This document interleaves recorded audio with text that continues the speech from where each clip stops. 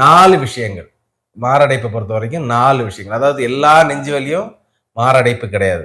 முதல் விஷயம் என்ன கேட்டீங்கன்னா, அந்த நெஞ்சு வலி எப்படி இருக்குன்னு கேட்டீங்கன்னா, ஒரு விரல் வச்சு உங்களுக்கு நெஞ்சை காட்டி இங்கதான் வலிக்குது அப்படின்னு சொல்லிட்டீங்கன்னா அது மாரடைப்பு கிடையாது.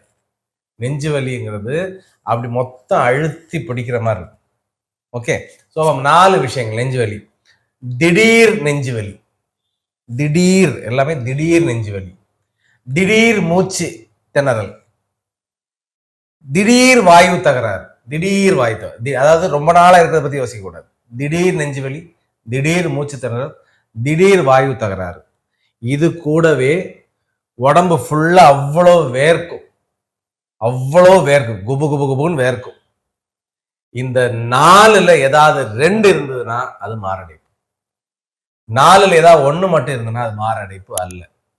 திடீர் நமக்கு ரொம்ப 2 வருஷமா வச்சிருக்கு டாக்டர், இங்க குத்துது அங்க குத்துதுன்னு அது மாரடைப்பு கிடையாது. 2 வருஷமா மூச்சு வாங்குது அது மட்டும்தான் பிரச்சனை.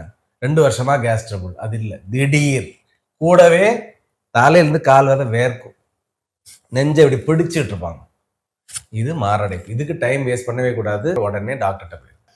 நீங்க எவ்வளவு ஃபிட்டா இருந்தா பிசிக்கலி ஃபிட்டா இருக்கிறீங்க கேரண்டி கிடையாது. ஓகே, கொலஸ்ட்ரால் நார்மலா இருக்குது கேரண்டி கிடையாது, ப்ரெஷர் நார்மலா இருக்குது கேரண்டி கிடையாது. நான் இதெல்லாம் பயமுறுத்துறதுக்காக சொல்லல. எதையுமே டேக் இட் ஃபார் கிராண்டட் எடுத்துடக்கூடாது. நீங்க 20 மினிட்ஸ் பிரிஸ்க் வாக்கிங் நீ பண்ணுங்க, இன்னைக்கு ஃப்ரீ, நாளைக்கும் பண்ணுங்க, டெய்லி பண்ணிட்டு லைஃப் அப்படி கொண்டு போயிடு. இது வந்து 35-40 இயர்ஸ் தாண்டினவங்க கண்டிப்பாக ஃபாலோ பண்ண வேண்டிய கோல்டு ஸ்டாண்டர்ட். இதை மட்டும் ஃபாலோ பண்ணிட்டீங்கன்னா உங்களுக்கு ஹார்ட் அட்டாக் வராது.